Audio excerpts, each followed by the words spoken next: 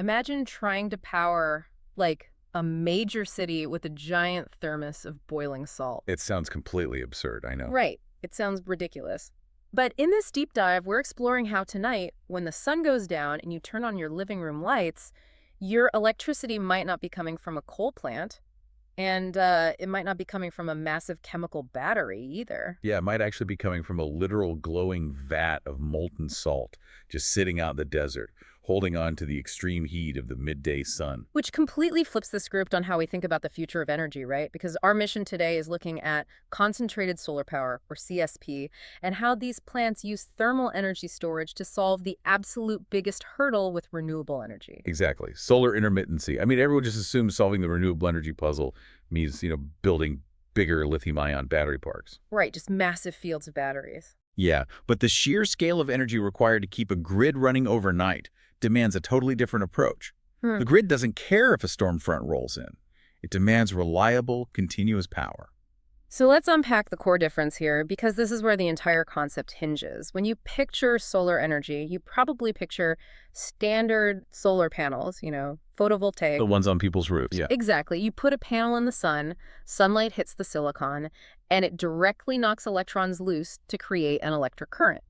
It's an immediate transaction. You get electricity right then and there. Right. But concentrated solar power doesn't do that at all. No, it adds a whole extra step. It uses this massive array of mirrors spread across the desert to catch the sun's radiation and concentrate it all onto one single focal point. It's converting sunlight into extreme physical heat first. Yes. Then it uses that heat to boil a fluid, make steam, and spin a turbine. So it deliberately adds a step. Why? Well, the brilliance of adding that step comes down to fundamental physics and economics, honestly. It is exponentially easier and cheaper and way more efficient to store physical heat than it is to store loose electrons in a chemical battery. Wow. Okay. Yeah, you can think of thermal energy storage as a way of, effectively freezing time. Freezing time. I like that. You capture the intense thermal energy of the sun at high noon, trap it in a physical material, and then you just release it to boil water and spin turbines long after the sun is actually set. Which brings us to the obvious question for this deep dive. How do you actually trap that much heat? Because you can't just, put in a Yeti cooler and hope for the best. No, definitely not. Our sources highlight two primary categories of thermal storage at play here: sensible heat and latent heat. Sensible heat is pretty intuitive, right? It's essentially your standard hot water bottle. Right. You add heat to a medium, and the temperature of that medium physically rises. You can measure it. You can sense it. Hence the name. Yeah. Exactly. With sensible heat, the thermal energy you put in translates directly into the kinetic energy of the molecules. So they vibrate faster, the temperature gauge goes up. But the second category, latent heat storage, this is where the engineering takes a massive leap forward. Yeah, this relies on phase change materials, and this is the part that feels like actual magic. It really does. A phase change material, or PCM, stores energy by physically changing its state at a very specific melting point, like transitioning from a solid block to a liquid. It's like those reusable hand warmers, the ones you take camping. Oh yeah, the little gel packs. Exactly. You snap the little metal disc inside, it triggers a chemical phase change, the liquid suddenly crystallizes into a solid, and it releases this intense, sudden burst of heat. Right. And to grasp why that is so incredibly powerful for a power plant, we have to look at what's happening on a molecular level. Okay, let's zoom in. So imagine a solid block of one of these materials. You start heating it up. At first, its temperature rises, and that's the sensible heat.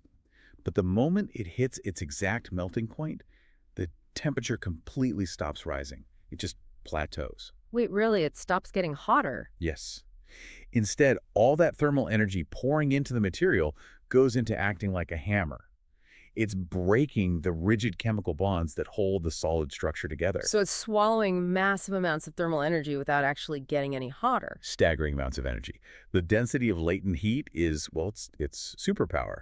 You can store vastly more energy in a much smaller physical footprint because you are utilizing the energy required to break and form molecular bonds. That is wild. And the best part is the entire process is reversible. When the surrounding temperature drops, the liquid begins to solidify.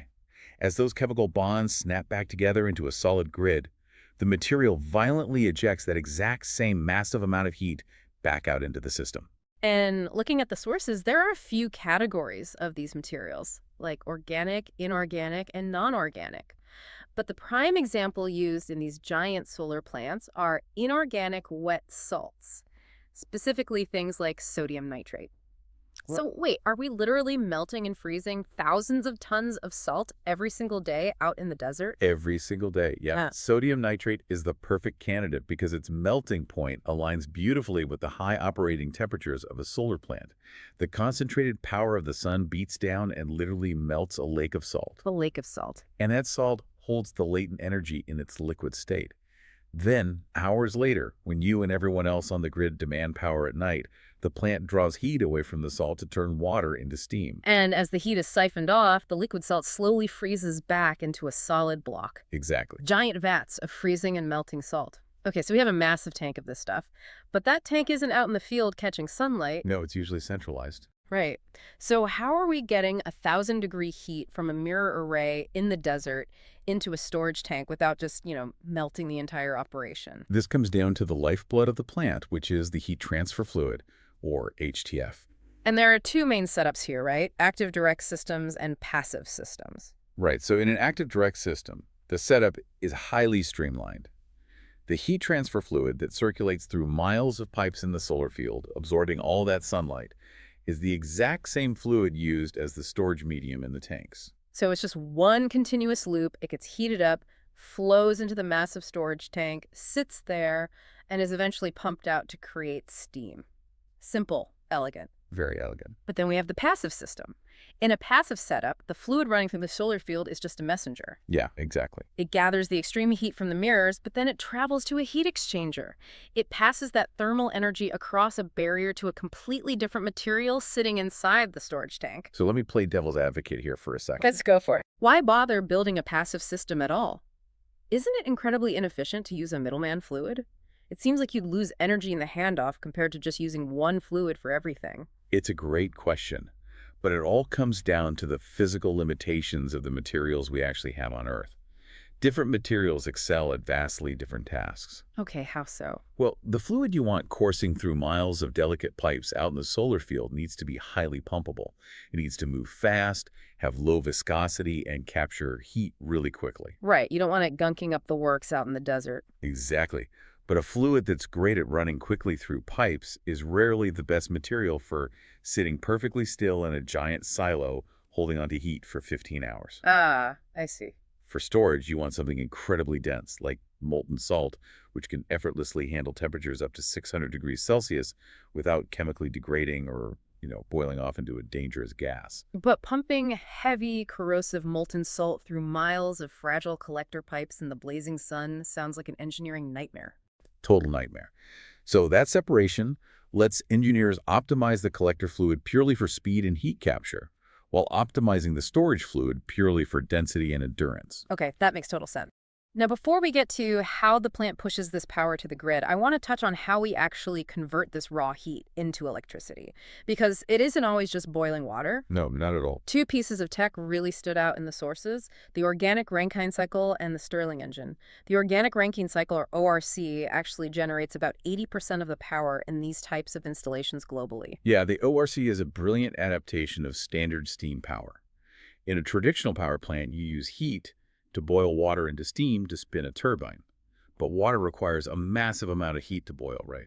100 degrees Celsius. Right. In an ORC system, instead of water, you use organic fluids inside a closed loop, fluids like butane or pentane. Which have much lower boiling points. Exactly why it's so dominant.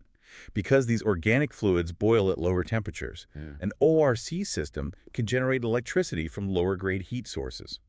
You don't need blistering 1,000-degree heat to run the turbine. So it captures and utilizes heat that a standard water steam cycle would just completely waste. Making the entire plant vastly more versatile and efficient. And then you have the Stirling engine, which blew my mind because it was invented in 1816. I know, right? We are using early 19th century tech in cutting-edge solar plants. Robert Stirling's invention is an absolute masterpiece of thermodynamics. It is an external heat engine. So instead of combusting fuel inside a cylinder like a car engine, the heat from the concentrated sunlight is applied to the outside of the cylinder. Okay, and inside? Inside, there is a trapped gas. As the sun heats the outside of the cylinder, the gas inside rapidly heats up, expands, and pushes a piston down. And then as the gas is pushed to a cooler part of the cylinder, it contracts, pulling the piston back up. So it's just a continuous closed loop of gas expanding and contracting. Driving mechanical work without needing massive, complicated water loops in the middle of an arid desert. It's so elegant. And we shouldn't forget steam accumulators, which play a smaller but equally vital role here. Right, the sources mention those too. While the giant tanks of molten salt provide the heavy lifting for long-duration overnight storage, steam accumulators are basically the shock absorbers for the grid. Shock absorbers. Yeah, they store smaller amounts of energy as pressurized hot water and steam. If a thick cloud suddenly passes over the mirror field, causing a momentary dip in temperature, the accumulator instantly releases a quick burst of pressurized steam. So it keeps the turbines spinning smoothly so the grid doesn't experience a sudden blackout. Exactly, it covers the gaps. Okay, so we've collected the heat, we've stored it, we've got the ORC and Stirling engines ready to turn it into electricity. How big do we build all this? Because you don't just, slap a turbine on a tank and call it a day. Definitely not. Engineers have to design the physical proportions of the plant entirely differently depending on when you, the listener, like to run your dishwasher or turn on your air conditioning. This is where thermodynamics meets human behavior. Yep. You have to match supply with daily demand. And the sources detail 4 distinct load configurations based on the size of the storage tank versus the size of the turbine. Right. The first configuration is the base load plant. This is engineered to provide steady, unbroken power 24 hours a day, 7 days a week. To achieve this, it requires a massive solar mirror field to collect a surplus of heat, an absolutely gigantic thermal storage system to hold it all, but a relatively small turbine, say around 120 megawatts. Let me use a water tower analogy to visualize this for everyone. Sure. The storage tank is your water tower, and the turbine is the hose releasing the water. A baseload plant has a gargantuan water tower, but it's only letting the water out through a slow-dripping garden hose. That's a great way to put it. Or like a marathon runner, it just sips the energy constantly, maintaining a slow, steady pace all day and all night. But grid demand isn't flat. That brings us to the intermediate load plant. Right. Intermediate plants operate primarily during the day and early evening, typically from 8 a.m. to 7 p.m. Because they don't need to survive the dead of night, they use significantly smaller storage tanks. But a larger turbine, right? Yes, around 250 megawatts. They push a higher volume of power onto the grid, but for a shorter window of time. And because the physical storage tanks are smaller, they are much cheaper to build than a baseload plant. So a medium water power, but a much wider hose. But human behavior is shifting. People go to work, come home at 6 p.m., and immediately turn on their TVs, ovens, and AC units. The grid gets slammed in the evening. Exactly. Which gives rise to the third configuration, the delay intermediate load. It uses the same wide hose, the 250 megawatt turbine, but it shifts its operating window later, from 12 p.m. to 11 p.m. Right, and to keep churning out that high volume of power until 11 p.m., long after the sun goes down, it requires a significantly larger storage tank than the standard intermediate plant. It has to stockpile way more heat during the afternoon. Makes sense. And finally, we have the peak load plant. This is an entirely different beast designed for pure intensity. It only operates for a few hours a day, precisely during maximum grid demand, typically from 11 a.m. to 3 p.m. The sprinter of the group. Exactly. To achieve this, it features a massive solar input to capture heat as fast as possible and a gigantic turbine. We're talking turbines around 620 megawatts. It produces immense power for short, blistering bursts. So a tiny water tower, but an absolute fire hose. Yep. But there is a major economic catch here. Because you are building this massive, highly expensive infrastructure, huge mirrors, giant turbines that literally sits completely idle to 20 hours a day, the peak load plant comes with the highest levelized cost of electricity production. Wait, levelized cost? For the listener who isn't an energy economist, what does that actually mean in plain English? Oh, sure. It's basically the ultimate metric for power plants. It is the total cost to build, operate, and maintain the plant over its entire lifetime, divided by the total amount of electricity it will ever produce. That's it.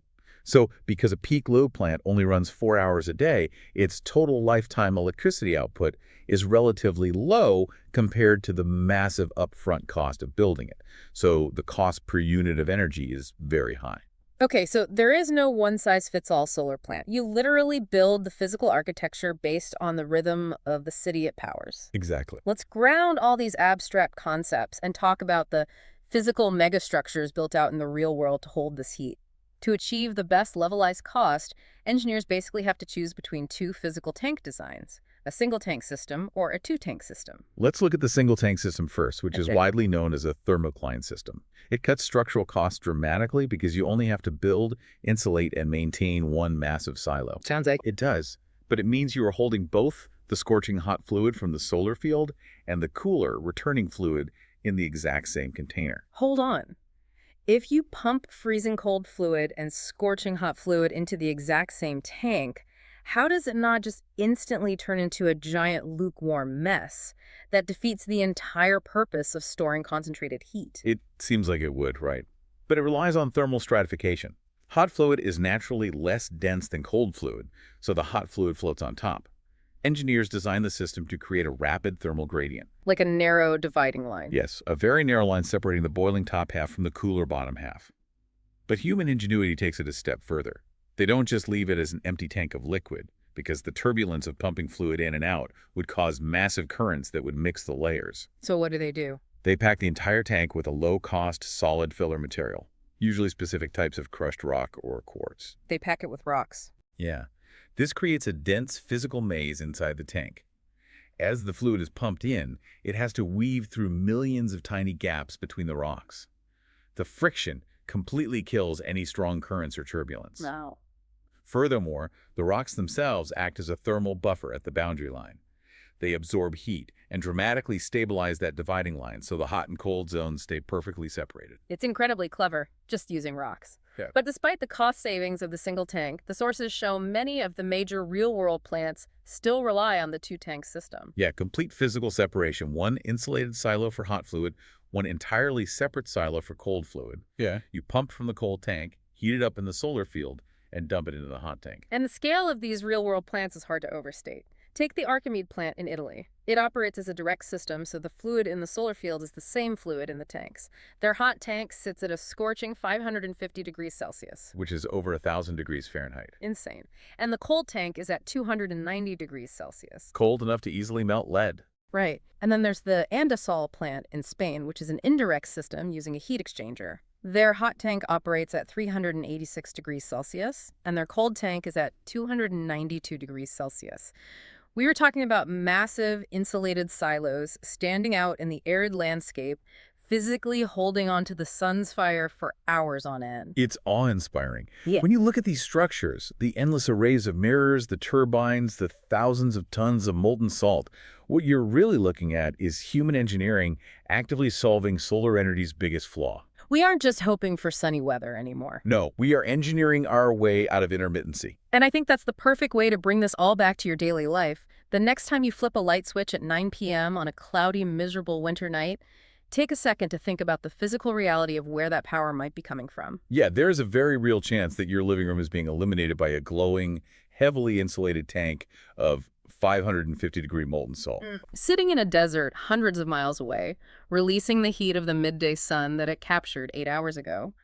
Thermal energy storage proves that solar energy doesn't have to clock out when the sun goes down. It is a reliable, dispatchable power source that works on our schedule.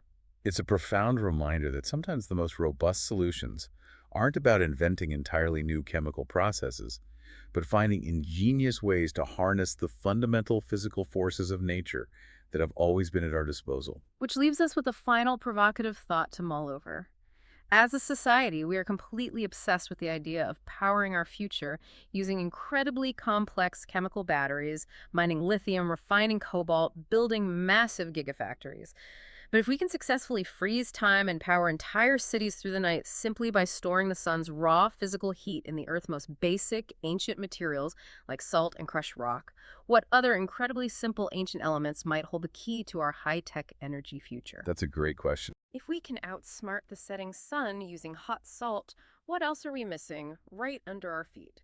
That's all for today's deep dive. Keep wondering, keep learning, and we'll catch you next time.